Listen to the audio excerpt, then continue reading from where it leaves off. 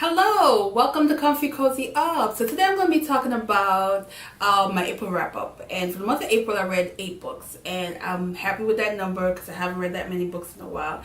And but most of them are from authors that I've read books from before, and I was was looking forward to reading these books, so that kind of helped.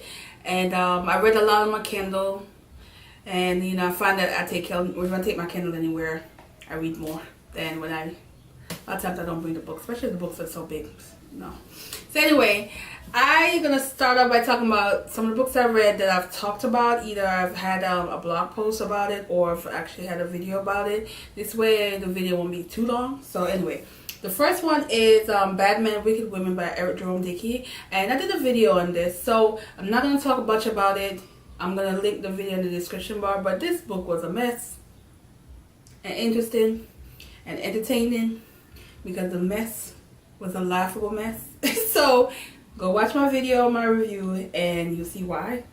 The next book is called Midnight, and Midnight is the latest from LJ Shen, and I am a fan of her work. And she writes these books about these men who are sometimes not likable, but there's something about them that you can't help but like. So this is a story about a rock star who is basically hit rock bottom. He has substance abuse issue, went to rehab, and upon him coming out, his team decided to hire a babysitter. And the job of the babysitter is to go everywhere with him. That means going on tour, going to the bathroom, being in his room. The whole idea is keep him sober, watch him at all times. He has no privacy. And as naturally, no one would like that. So he made a life for a living hell.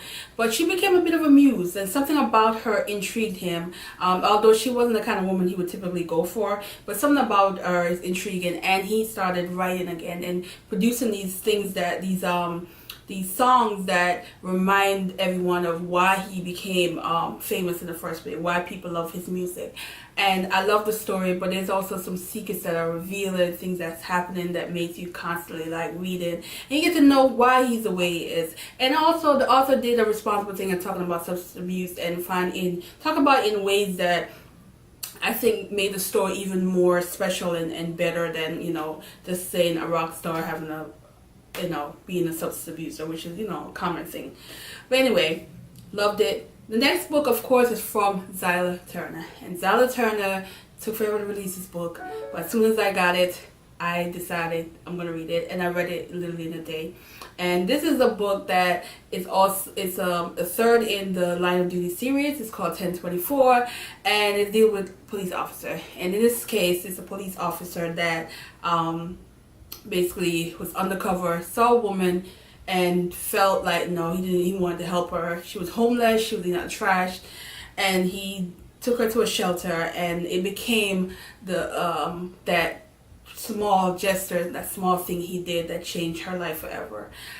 She was able to start over and have a job and clean up and look healthy again. She saw him, he didn't recognize her, of course, naturally, but they became friends in an odd way, and things started blossom, and they became more than just friends. But her life, of course, came with drama, because you get to know why was she homeless in the first place, and also the undercover job that he had when he met her also plays a role in how the story unfolded. And I loved it. The only problem I had, it was too short, which was longer, but hey. The next book, of course, is An American Marriage, and it was okay, because I read a lot of books that deal with romance and relationship and issues and drama. It was okay. I did not find the married couple believable. This is a married couple that was a year within their marriage, something tragic happened, and the husband ended up going to jail for something he didn't do, and they're trying to have a relationship still. I didn't care for their marriage from the get-go, from the beginning. I thought the woman was a bit wishy-washy, and so there was always these cracks, and I felt like it didn't take much for someone to swoop in, and this person just happened to be their friend, and it became a love triangle. Little did she know he was gonna get released early, and him trying to regain back his old life, the life he had before he went in, I think was more of a focus for him, which is why I was more of a Team Roy person. Because of that, but at the same time, it was just one of those, your mama knew better, one of those, if you don't get your ass in that car and go back to your daddy house moment I was having when I was reading this. That's how I felt about this. I thought it was okay. It's not memorable. I don't think in a few years I'm gonna be like, oh, that book. I'm gonna probably remember it because Oprah selected it, but I don't think if Oprah didn't select this book, I don't think many people would have wanted to read it. I'm being honest. It is what it is. The next book is from Penelope Douglas, and Penelope Douglas is very well known in the romance era, but I've never read any of her books. So I selected an older book, which is Punk 57, and this book I felt was like, okay, let's see, okay. But then I was like, how old are the characters? And then I was like, really? How old are the characters again? But then I was like, okay, my Kindle, I'm gonna keep reading. And then I started loving it. And then I'm thinking, okay, I see why. She is able to take a weird, a bit of an uncomfortable situation when you're reading the book, because of the age of the characters. They're 18, of course they're adults, but still, I'm not a big fan of reading books that has some romance in it for that age. I'd rather they're being grown, late 20s, late 30s kind of deal. So that threw me off a little, but I love it as I read and how the story goes. And there's always something. There's no room to be bored in this book because there's always something going on between the characters and the mischief that's going on, the typical high school drama, but then also the family drama. There's also something tragic that happened that's going on in the book. Surprisingly, I really thought she did a good job with this story. Despite all the things that would have been a bit cliche in this kind of book, but I'm here for Penelope Douglas. I can say I'm not gonna give much about the book because I feel like it's one of those books that you probably should just like, the least you know, the more you enjoy it, and I'm gonna leave it at that. The next book is called One Last Time, and this book I love because of what it was about. Divorce, and that's divorce, starting over. You went from being a housewife, now you have to go back to working, you have 2 young kids, your husband was a jerk, so now you don't have no money, and you no longer have the life you wanted because of the things that he did. But I thought it was different, but still kind of typical in certain aspect because of the way she handled it first, being drunk and being irresponsible. But she was fortunate where the person ended up being a nice guy, ended up being somebody famous, and she ended up with a fairy tale. So this is a really fairy tale-ish kind of story, but it's a feel-good book. And sometimes, you want to read that feel-good romance that are, might be cliche a bit, but it's feel good, and I'm all for that kind of book. Sometimes I don't want all the crazy drama. I want that feel good story, and this was one of those.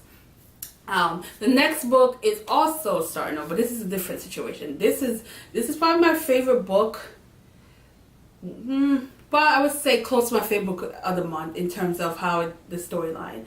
And this is the story of this woman. You met the man of your life when you were 8th grade.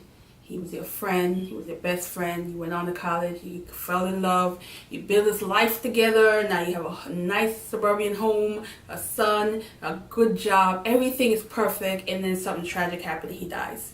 And now what do you do? How do you move on into have a new life and live without this person? And this is what the story is about. 2 years into her grief, now the one constant thing was your job. Now your boss dies. You have to start over, and you're worried about your job that was constant, now is in jeopardy. So all this is going on, and she decided to go outside and dig. She had no reason. She don't know why. She just want to dig. And she dig and she dig and she made a mess, and it was her mess, but it was a mess that felt good to her. It's a mess that made her let go a lot of things that she needed to let go. but except for everybody around her had an issue with that digging situation. The neighbor couldn't stand it. The community felt like she was destroying her, the pretty looking house that everybody needs to maintain. You know, she's going to work, not looking right, you know, dirty hands, and not all this presentation that she's supposed to be keeping up at work is now not what it is. But it was a moment she needed, and I thought the author did a really good job talking about it. Talking about grief without it being so like crying and make you want to cry and weep and make you feel drained. So sometimes these books where they talk about mourning can make you not even want to pick up a book afterward, put in a slump because it's so sad. This is nothing like that. This is a book that I felt was very refreshing, was a very interesting way to talk about grief, and I loved it. Pick it up, dig it in, pick it up. And the last book, of course, is from two authors that I talked about in my TBR, which is Rebel Air. And this is a story that I felt was like, I thought it was a standalone. It's not. It ended on a cliffhanger, but that's okay. It's a boss romance, and I'm not going to talk much about it because I felt like I'm not going to really be able to give it a good review until I read the second half, because of what happened. But I would say I felt like it was more of a Penelope Ward book than it was a Vi Keelan, because of the storyline. If something goes on in the story that it made me have a flashback from Room Hate, which is my favorite book from Penelope Ward, and I wasn't really 100% happy with that at first, because I was like, no, it's too similar. But then I'm like, but as I read it, I realized, oh no, it's not. It's not. It's the way it ended was like, I need that book now, and now I have to wait almost a month from the time I read it for the second book to come out. Didn't like that part. I wish I knew, because I would have waited till like the close release of the next book and read them back to back. But it is what it is. So that is all the books that I'm going to talk about today. Video might be a little long, but it's 8 books, guys. So anyway, thanks for watching, and let me know what's your favorite book you've read in April. And have a good day. Bye.